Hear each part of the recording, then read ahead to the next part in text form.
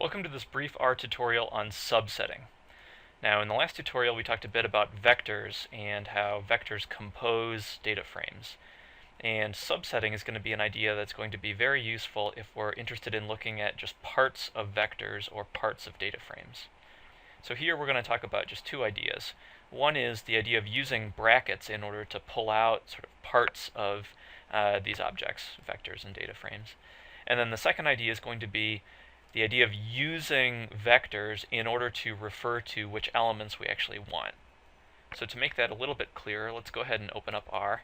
And let's say that I've defined some vector, call it x1, and let's say that it's got just a bunch of numbers here, 2, 7, 10, 15. So remember that if I, now that it's stored, if I execute x1 again, I get the same vector back. Now, if I'm interested in just looking at the, say, third element, in brackets here, if I put in the number 3 and execute this, then R is going to come back and tell me that the third element of this vector x1 is 10. Now, and then similarly, if I copy and paste this, if I put in the 4 here, then I would get back the fourth value, which is 15. Now, if I put in a value that's outside of or too big for this vector, let's say I put in a 5 here, I'm going to get this NA back, which tells me that, in fact, there's no such value for that for this index. Now, this idea of referring to a part of a vector is true for data frames as well. So if I load the mtcars data and we look at it, this data frame is organized, as I said before, as sort of a collection of vectors. So this first value is in the first row and the first column. So if I say mtcars and then in brackets I say 1, 1, this is going to tell R that I want the value in the first row, because the first value is 1 here, and the first column. So if I execute this, I get the 21 back for the 21 miles per gallon. So similarly, if I said second row, first column here, I also get 21 because the second value for the Mazda RX-4 is also 21.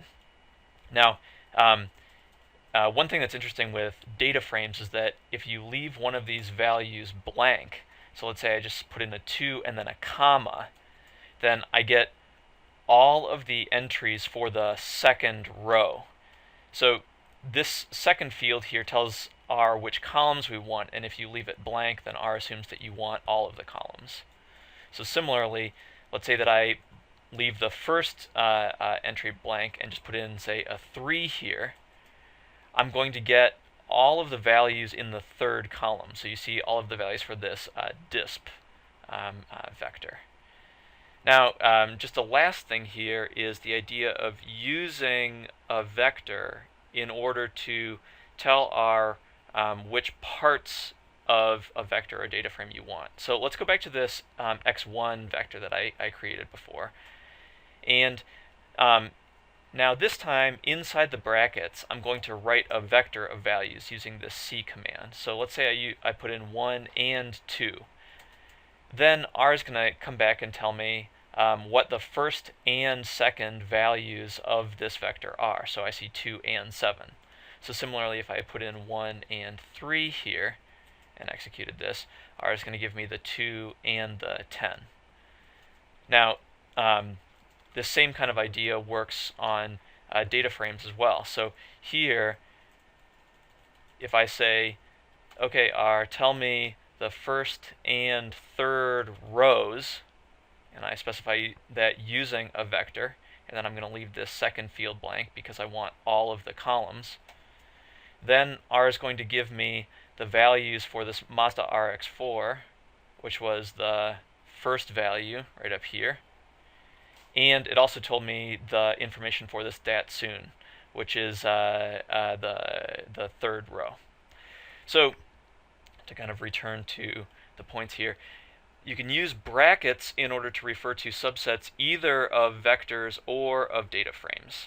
And we've got this handy tool which is using a vector within brackets to refer to the subsets that you want.